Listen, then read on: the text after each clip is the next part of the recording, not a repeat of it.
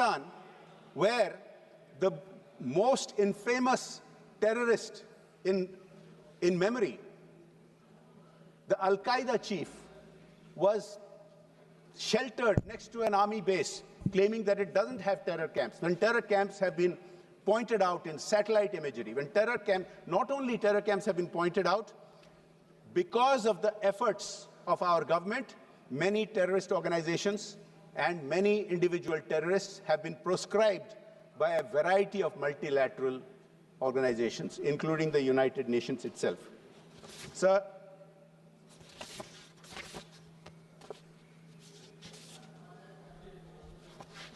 I would like to point out that when the Honorable Congress member from Assam talked about certain things, I think it does deserve a response. I compliment him and others who said that they stand with the government of India, but the questions and the accusations against the government cannot go unanswered. Sir, it was amusing when he asked when POK would be got back. Sir, it was amusing when he referred to the number of Rafales and the China question. Sir, I would like to point out, and he used the point and he used the word that India bowed down. And his leader, whom he cited today in relation to the China question, has often used the word surrender. I think it is important for this House to point out how many times over the decades Congress has surrendered India's interest. Please have the patience to listen to this. 1948, Pakistan illegally occupied 78,000 square kilometers, the same POK that my friend was referring to. When our armed forces wanted just a little bit more time to conclude the armed operations and take it back, the then Prime Minister took the matter to the UN. Surrender, number one, it started from day one. 1949, Congress ignored the Kabah Valley, which was leased to Burma by UK. Manipur had received rent until 1949. Congress did nothing about it, surrendered that. Surrender number two. Sir, in 1954, our then Prime Minister conceded India's rights in Tibet, accepting China's annexation without gain, withdrawing our military escorts and services. A very major surrender, number three. Sir, in 1958, under the Noon-Nehru Pact, Berubari was transferred to East Pakistan, despite severe opposition. Another surrender. So I lose count of the number of surrenders, but there are quite a lot. Please allow me to point out a few more.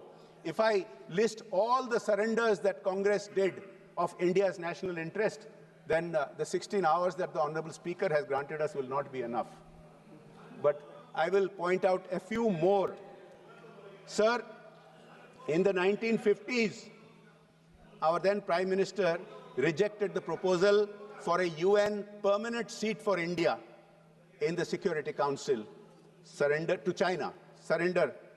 1960, India conceded the Sarja Majra, Rakh Hardit Singh, Pathan Ke, Suleiman Ke and Chak Lereke in Punjab to Pakistan. Another surrender. Sir, our then Prime Minister played down the value of Aksai Chin in 1959, calling it barren and uninhabited, when in fact it is full of mineral resources, dismissing conflict with China. Another surrender. Sir, I can just go on and on and on. In 1963, Pakistan conceded more than 5,000 square kilometers in POK to China. India stayed silent. Surrender. So I can just keep going on.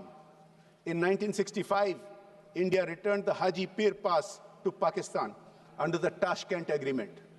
Surrender. Sir, under the 1971 Shimla Agreement, India returned 5,000 square miles to Pakistan, while Pakistan retained 30,000 square miles, and 93,000 Pakistani soldiers were released, while at the same time, 56 Indian soldiers died in Pakistani jails.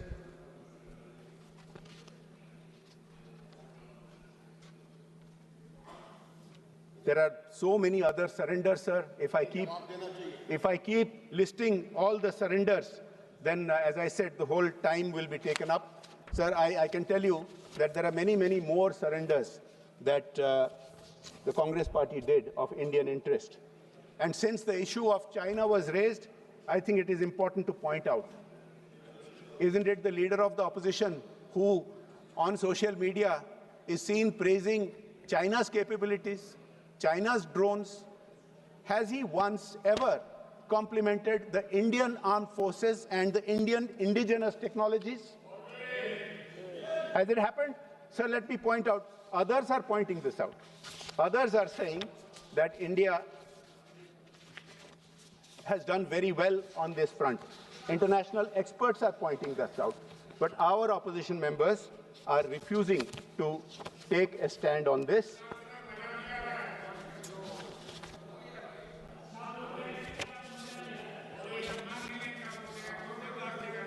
नहीं, मजा कैसे लगेगा?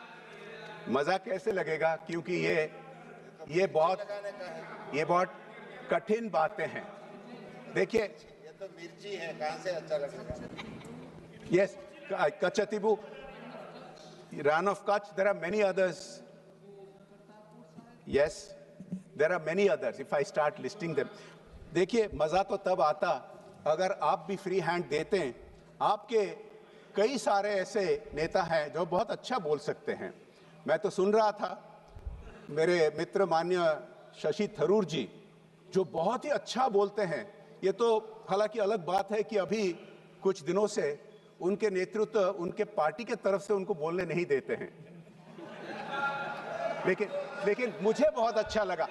लेकिन मुझे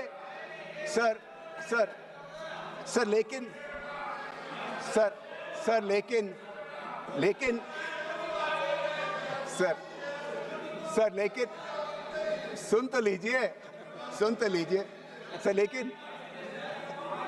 लेकिन मुझे बहुत अच्छा लगा कि उनको देश के हित में बोलने के लिए कोई रोक नहीं सका. मजा तो उसमें आता है. Point to be noted. Sir, I would request my friends on the other side that before they raise issues about China, they must, and they talk about candor, they must speak with candor about any MOUs that they might have with the Chinese ruling party. Does the Indian public not have a right to know what is the understanding that the Congress party has with the Chinese Communist Party? Does it not raise questions when they keep raising points and rebuttals and issues which are constantly aimed against the Indian armed forces, which are constantly aimed against the government of India? But as I said, in so many appearances before global media, I have not seen them raise questions about China other than praising China's technology and drones. I have not seen them questioning Pakistan for all the absurd and false claims that it makes. Sir, I said earlier that globally experts are recognizing India's indigenous capacities. I just point out two experts, sir, and then I'll start coming to my conclusion.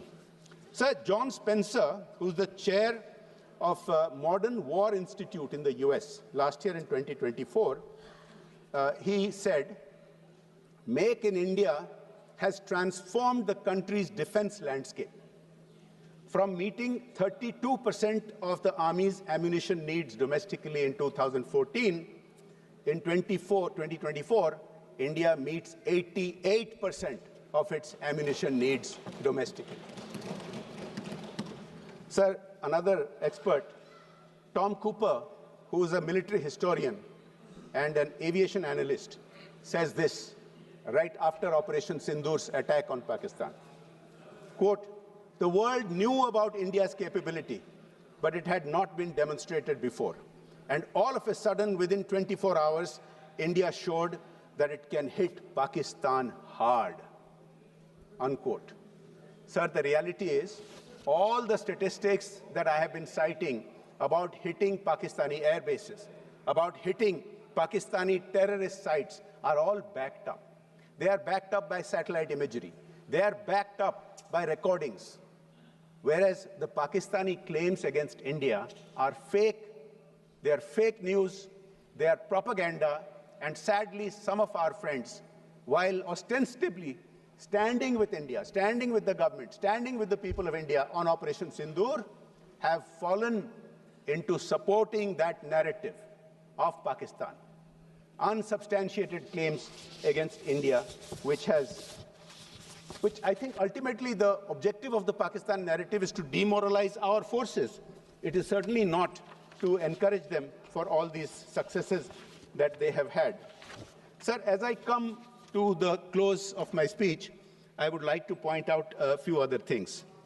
One of the allegations that some friends in the opposition keep making is that our position is not supported around the world, that India doesn't have friends, that India has not made its message clear. Now, nothing could be further from the truth, sir. Let me point this out. Sir, post-Pahalgam, post-Operation Sindoor, India has received 61 messages from heads of state, heads of government, and vice presidents. India has received 35 messages from foreign ministers. These are all in support. India has received 38 messages from members of various parliaments and former heads of state and government, leaders of opposition from various countries, and 43 messages from heads of various diplomatic missions. I would like to cite just a few of them, sir. The United States has made it very clear India has a sovereign right to combat terrorism. This is all post-Operation Sindoor. France, quote, unwavering solidarity and stands firmly with India. Sir, Armenia, terrorism cannot be condoned and must be condemned. Countries have the right to defend themselves against terrorism. Russia, this brutal crime has no justification whatsoever, and its perpetrators will face a deserved punishment. United Kingdom, India has every right to be outraged by the Pahalgam killings. Saudi Arabia strongly denounced the terrorist attacks in Pahalgam, reaffirmed firm stance against terrorism and extremism. Sir, I can go on and on. I think one of my friends in the opposition mentioned that Iran, from whom we buy certain petro products, has not condemned it. So that's not true. Iran too the president of Iran directly called up our Prime Minister Modi ji and conveyed in the strongest words the support to India. Sir, multilateral agencies like BRICS and Quad and even the FATF have all condemned the Pahalgam attack. Nobody has condemned India's right to defend itself. Nobody has opposed it. That used to be the case in the past. Nobody has said India should not be defending itself and in implementing the decisions taken by the CCS. Sir, the proof of the pudding remains in the final information that come out. Even as we were debating this issue today,